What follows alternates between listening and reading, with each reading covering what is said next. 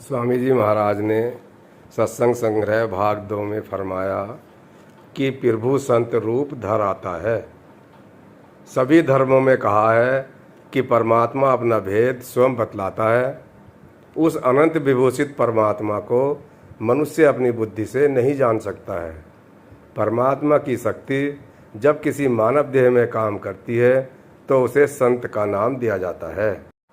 परमात्मा के 3 गुण हैं, वह सर्वव्यापक है, सर्वज्ञ है और सर्वशक्तिमान है। साधना में प्रभु धाराओं को प्राप्त करके इन अभिव्यक्त रूपों से मनुष्य भी सर्वव्यापक, सर्वज्ञ और सर्वशक्तिमान के समान आचरण करने लगता है। संत बाहर से साधारण मनुष्य की तरह आचरण करता है और आध्यात्मिक क्षेत्र में प्रभु के समान आचरण करता है। वास्तव में आत्मा प्रभु की अंश है और यह प्रभु के समान बलशाली है। काम, क्रोध, लोभ, मोह, अहंकार के आवरण जब आत्मा पर लिपट जाते हैं तो आत्मा कमज़ोर हो जाती है। प्रभु धाराएं आत्मा पर चढ़े आवरणों को मिटाकर उसके पीछे छिपे बल को पुनः प्राप्त कराती है। शिशि ही माँ शिष्यम त्वा शृणोमि। वासना नाशक संत वासना मिटाता है और साधक को अंतर्श्रुत बनाता है। प्रभु धाराएं वासना नाशक हैं। जब यह धाराएं संत में समा जाती हैं तो उसका भौतिक रूप भी वासना नाशक बन जाता है। उसके दर्शन से, उसके वचन से, उसके बताए मार्ग पर चलने से वासना नष्ट होती है। कहा है कि एक घड़ी आधी घड़ी आदि से पुनियाद, तुलसी संगत साथ की हरै कोट अपराध। एक बार एक सेठ ने जब यह बात सुनी तो उसने पूछा कि दर्शन से कैसे पाप कर सकते हैं। दूसरे व्यक्ति ने सेठ को पास के गांव में जाकर स्वयं संत से शंका निवारण की बात कही। सेठ जी अपनी पत्नी से यह कहकर कि वह पास के गांव में संत के सत्संग को जा रहे हैं, 2-3 दिन के लिए सत्संग में चले गए। वहाँ जैसे ही आश्रम में पहुँचे, सत्संग चल रहा था। जैसे ही सेठ जी आश्रम में घुसे, उन्हें सुनाई पड़ा कि जिसने जो कर्म किया है वह उसे भुगतना ही पड़ेगा। इस नियम से किसी का छुटकारा नहीं, चाहे गुरु हो या चेला। यह सुनकर सेठ जी की उलझन और बढ़ गई। वह तो यह सुनकर आए थे कि संत के दर्शन मात्र से अनेक पाप कट जाते हैं, किंतु यहाँ तो कोरा जवाब ही मिल गया। किसी तरह सत्संग सुना और तुरंत जाकर महात्मा जी से घर जाने की आज्ञा मांगने लगे। पहले तो महात्मा जी ने साधारण रूप से सेठ जी को समझाया कि सत्संग 3 दिन चलेगा, जब आए हो तो 2-3 दिन रुककर सत्संग का लाभ उठाओ। लेकिन सेठ के यह कहने पर कि सत्संग तो रोज़ाना एक सा ही होता है, आज सुन लिया, अब चलकर अपना काम धंधा देखेंगे। महात्मा जी कहने लगे, लेकिन तुम तो घर पर 3 दिन के लिए सत्संग में रुकने की बात कहकर आए थे, फिर जल्दी क्यों जा रहे हो? सेठ ने कहा, जब आप अंतर्यामी हैं तो आप यह भी जानते होंगे कि मेरा यहाँ आने का क्या उद्देश्य था। महात्मा जी सेठ की बात सुनकर मुस्कुरा दिए और उन्हें रात भर रुककर सुबह जाने के लिए राजी कर लिया। सुबह उठकर सेठ जी महात्मा जी से कहने लगे कि रात भर वह स्वप्न में बहुत परेशान रहे। एक कुरूप औरत और अनेक बच्चों के बीच वह रात भर परेशान रहे। अगर वास्तव में उन्हें ऐसे परिवार में सचमुच रहना पड़े तो उस साक्षात नर्क से तो मर जाना ही अच्छा है। महात्मा जी सेठ की बात अनसुनी कर उसे प्रातः भ्रमण के लिए ले गए। कुछ दूर जंगल में जाकर दोनों व्यक्ति शौचादि के लिए गए, अलग अलग हो गए। थोड़ी देर बाद सेठ के पास एक औरत आई और हाथ पकड़कर कहने लगी, घर चल, मैं तुम्हारे बिना परेशान हो गई हूँ। सेठ कुछ समझ न पाया, तभी कुछ बच्चों ने आकर उसे घेर लिया।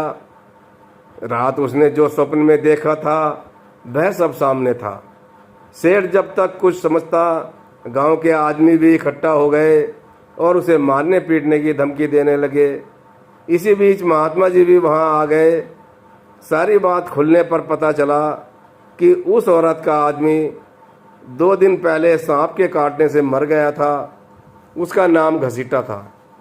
गांव वाले उसे जंगल में मिट्टी में दबाए थे। उनका ख्याल था कि यह वही घसीटा है जिसे किसी ने मंत्र तंत्र विद्या से जहर उतार कर जिंदा कर लिया है। अब वह अपने गृहस्थ के झंझटों से छुटकारा पाने का बहाना ढूंढ परिवार की जिम्मेदारी से बचना चाहता है। सेठ ने महात्मा जी की दुहाई देकर कहा कि वह फला गांव का सेठ है, कल महात्मा जी के यहाँ सत्संग में आया था, रात में आश्रम में ठहरा था और सुबह महात्मा जी के साथ घूमने आया था। वह घसीटा नहीं है। लेकिन गांव वालों ने उसकी एक न सुनी। महात्मा जी के समझाने पर वह लोग वहां पर गए जहां पर घसीटा को दबाया गया था। खोदने पर घसीटा की लाश वहीं पर दबी हुई मिली। गांव वाले अपनी भूल स्वीकार कर सेठ को छोड़कर वापस गांव को चले गए। सेठ ने महात्मा जी का धन्यवाद देते हुए कहा, यदि आप आज मेरी मदद न करते तो मैं मुसीबत में पड़ जाता। लेकिन यह सब मामला क्या है? तो महात्मा जी ने बतलाया, अपने पिछले जन्म के कर्मों के कारण तुम्हें एक जन्म इस परिवार में भुगतना था। कल सत्संग में आकर दर्शन करने से तुम्हारे वह सब कर्म स्वप्न में भुगता दिए गए। लेकिन उस बात का यकीन दिलाने के लिए यह घटना घटी। अतः जो जीव उसकी शरण में आ जाते हैं वह उनके सब काम करता है। जो जीव उससे जुड़े हैं उनके लिए सब कुछ है। जो उससे जुड़े नहीं उनके मामलों में वह दखल नहीं देता। संत सतत प्रवाहित सोम की धारा साधक को देता है। यह धारा साधक को सांसारिक विषय भोगों से अलग रखती है। जो कर्म इस जन्म में भुगतने के लिए आवंटित हैं उन्हें कराती है। अन्यथा आत्मा को सम्यक प्रभु समीप्य में ठहराए रखती है। इसी का नाम उपासना है। संत सतत प्रवाहित सोम धारा देकर उपासना कराता है और किसी बाहरी कर्मकांड में नहीं अटकाता है, क्योंकि आत्मा और परमात्मा दोनों मनुष्य के शरीर में रह रहे हैं। अतः ध्यान योग साधना ही प्रभु भक्ति का सरल उपाय है। इसे ही सहज योग कहा है। यही सच्चा शाश्वत मानव धर्म है। जीवन में उठने वाले अंतर्द्वंद्वों के समय मानव बुद्धि काम नहीं करती है। विवेक साथ छोड़ देता है। जो व्यक्ति संत से दीक्षित है, चाहे वह साधना निपुण है या नहीं, संत उनकी संभाल करता है और साधक के संत के सामीप्य में न रहने पर भी प्रभु धाराओं से उसका मार्गदर्शन होता है। जो व्यक्ति संत से दीक्षा प्राप्त नहीं है वह जीवन के ऐसे उतार चढ़ाव में भटक जाता है। यह संत का अपना विरध है कि वह अपने सेवक की रक्षा करता है। कबीर साहब ने भी कहा है कि गुरु बसे बनारसी, सिख सात समंदर तीर, एक पल कभी न बिछड़े जो गुरु होए शरीर।